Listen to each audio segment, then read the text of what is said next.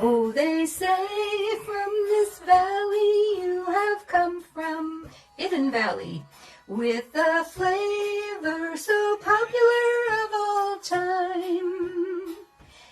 But the product has so many chemicals that Gaston and I are here to change it with a smile. Hello, this is Anita from the Cook Shack Cuisinista, and today we're going to make our own blend of ranch spice seasoning.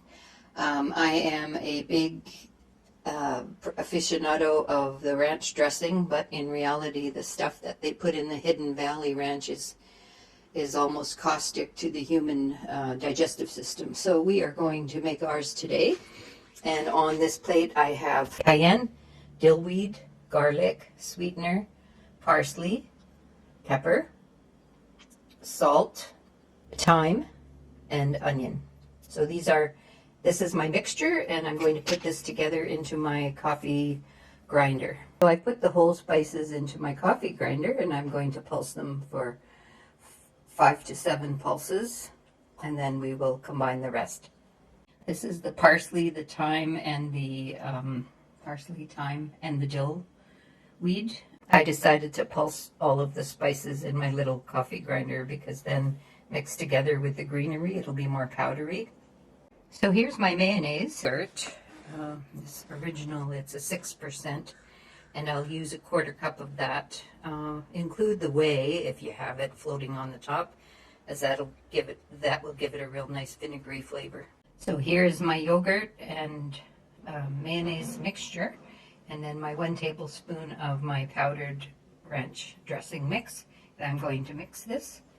The original Hidden Valley Ranch tells you to mix in a tablespoon of vinegar, so I'm just going to put in a teaspoon because it's a small amount, and we will mix that up and give it a taste test.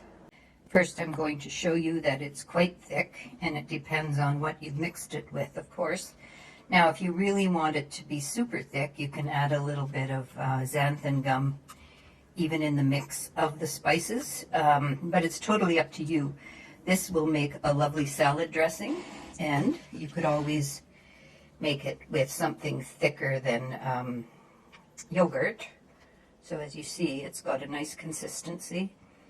And through trial and error, I have found that adding the thyme to it and a little bit of cayenne pepper just gives it that much more of a kick. So it's creamy, it's delicious, and a tablespoon will give you about a cup of dressing. And again, with substitutes, I have made this with yogurt and olive oil.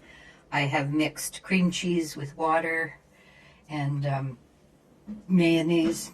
The mixes of are endless if you want to make it more calorie reduced and not look like Gaston.